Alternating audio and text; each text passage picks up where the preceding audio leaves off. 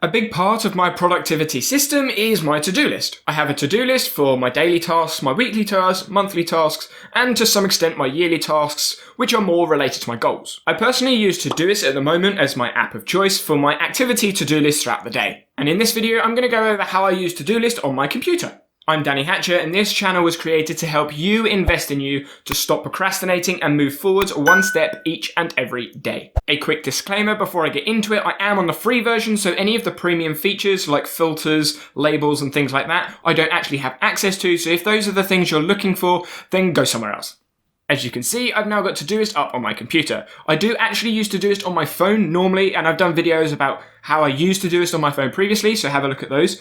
But today what I'm going to do is go through all of the things that I've done in those videos, but on the computer. So going over the setup, as you can see, we've got the navigation bar on the left, and then the tasks in the middle. I am on the Today panel, which is the one where I may spend most of my time. I then have some projects at the side, routines, which are reoccurring tasks, which I'll go over in a minute how to make.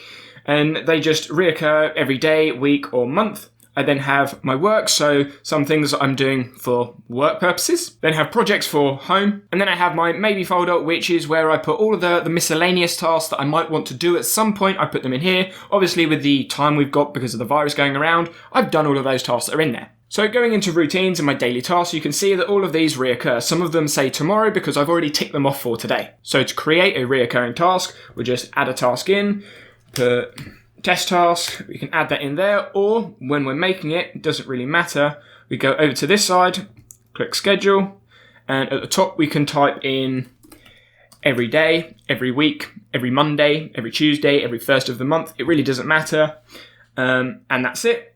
Save it, and that will be a reoccurring task. It works the same on the phone, so there's no real confusion. The reason some of these tasks have different colours on the side, you can see orange, blue, red, is because they've got different priorities on them. So if we go back to my Today page, this is how I sort out all the tasks I've got to do throughout the day.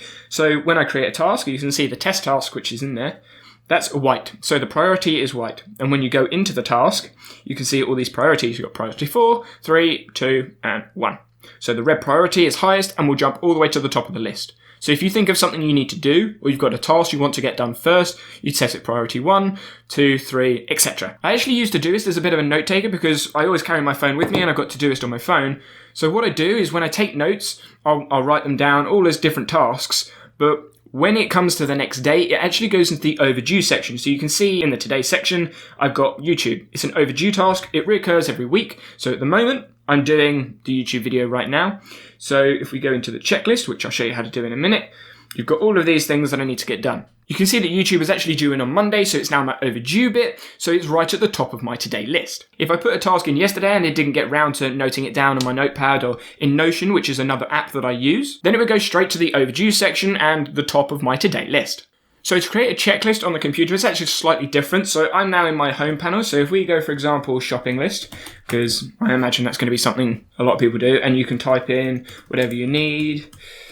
You can create the list by just dragging it over very slightly, and it's now created that list in the shopping. You can actually put them into smaller lists if you wanted to. So actually, fruit in there, and then move those two across. We've now got a list inside a list, so you can see shopping list, fruit, and then you've got there. So if you want to put all of your things in there for your to-do list or your shopping list, it's easily done just like that. When you want to complete a task, you just go over to the task and push the circle, and that's it completed. You can undo it by pushing the undo button at the bottom of the screen, same as on the phone. If you complete a task but don't mean to do it and you let that undo bar run out, if you're on the free version, you don't actually have access to the activity log, which I'll show you. It would be up here, view activity log, but I don't have the premium version, so I don't have access. What I do to get around this is, you can see the task is reoccurring. I've just completed the task. I'm going to let this bar run out. Now what I can actually do is go into my next 7 days panel, because it was a reoccurring task, and then go into the task and change the day and put it to today. That is a way of getting around the undo. So if you are on the free version and you don't want to mistakenly select a task, you can make them all reoccurring for the next day. It just means that you'll have to get rid of them all if you have actually completed them. On the other hand, you could just remember what task you got rid of and put it back in.